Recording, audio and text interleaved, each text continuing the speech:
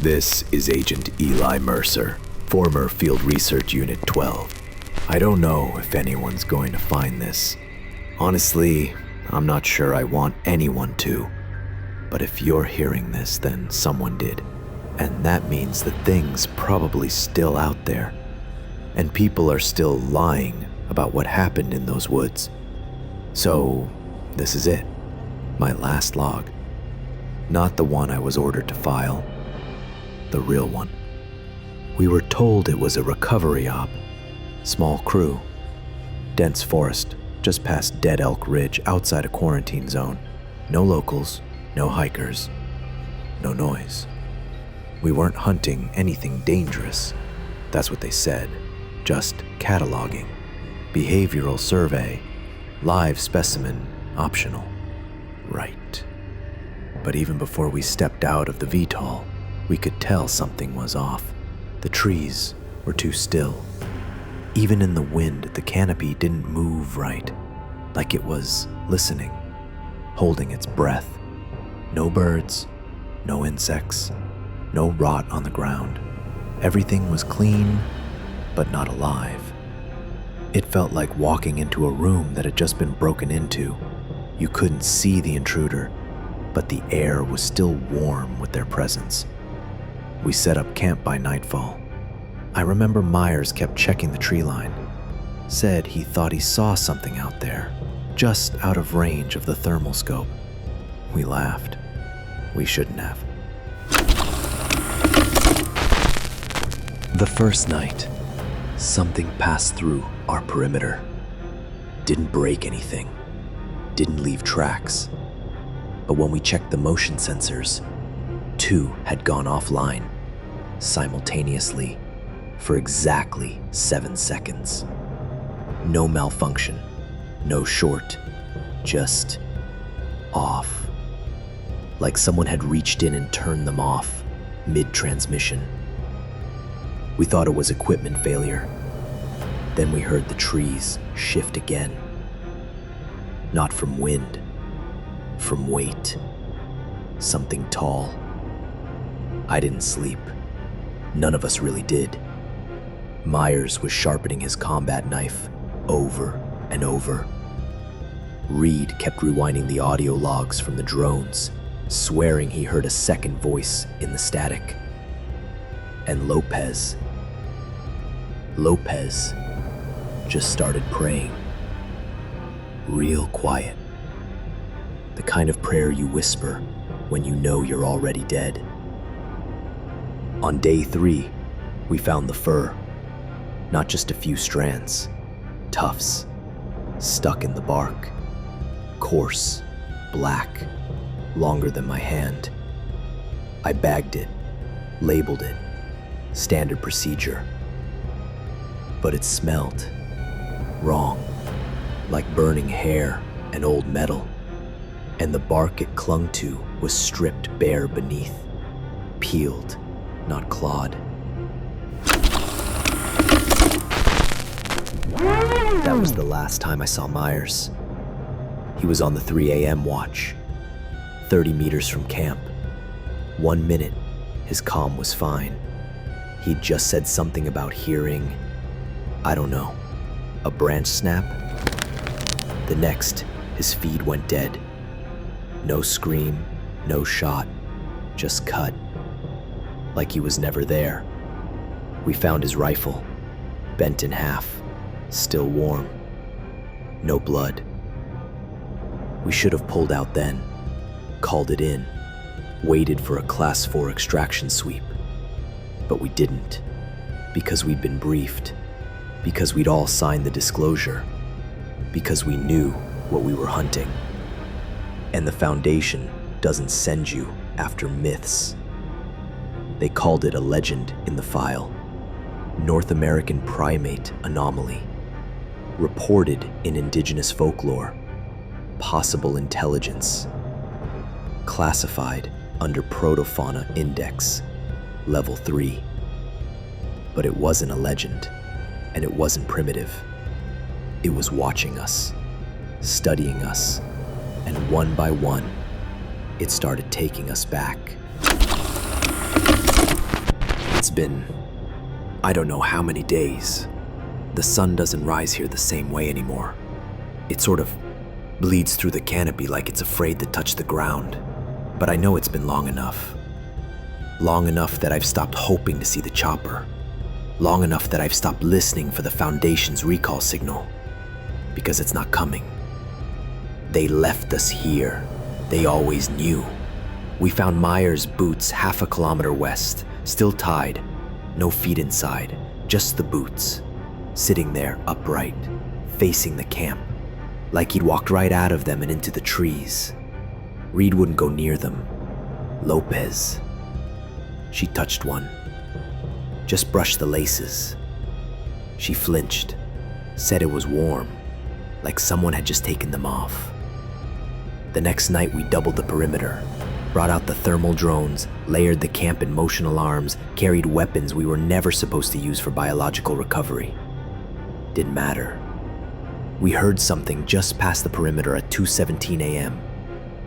Heavy, but not crashing through like a bear or elk. It moved with intention, like it knew where the gaps were. It circled us, closer and closer, until we couldn't see anything, but we could feel it. Not watching us, remembering us.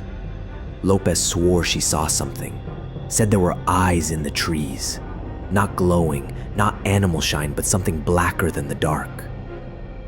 Said they weren't just watching, they were blinking at different intervals, like they weren't all synced to the same body. I told her she was just tired. She looked at me and said, "Then why are they blinking in my dreams?" That was the night Reed disappeared. I radioed command, told them Reed was gone, told them we needed evac, that the mission was compromised. No response. But 20 minutes later, our long-range antenna towered off. Not failed, powered off. Like someone flipped the kill switch from inside the equipment case. We were cut off. That was when I started having the dreams. Not dreams, exactly. Memories, but they weren't mine. I saw enormous cities, towers of stone wrapped in green light. Beings, tall, laughing. And then fire, collapse. A wave of silence that killed thought itself. Over and over, every night. Woke up crying without knowing why. And when I looked at Lopez that morning, she said, "You saw it too." We started to understand. Whatever we were tracking, it wasn't a relic. It was a reminder. It wasn't just alive. It was remembering itself through us. We weren't sent to recover it.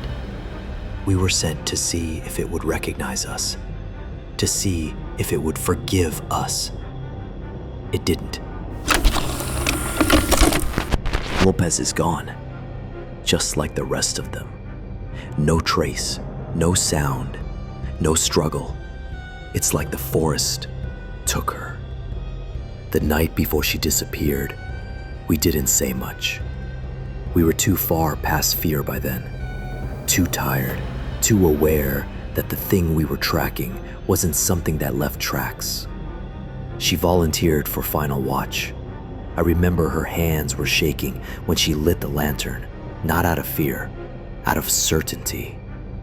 I woke up to silence, not just the absence of noise, but something deeper, like the world around me had turned itself off. I called her name twice, then louder. Nothing. I found her boots by the fire, still warm inside, no scuffs, no signs of a rush. Her rifle was standing upright in the dirt, and 10 feet away, just inside the tree line, were her footprints. 12 steps forward, then nothing, like the ground itself swallowed her whole. I searched for hours, didn't eat, didn't rest, just kept walking in circles, shouting her name. And then I found the tree. It was massive, older than anything else in that part of the forest, and on its trunk, 3 gashes, too high to be made by any normal animal. Beneath them, scratched into the bark, Lopez.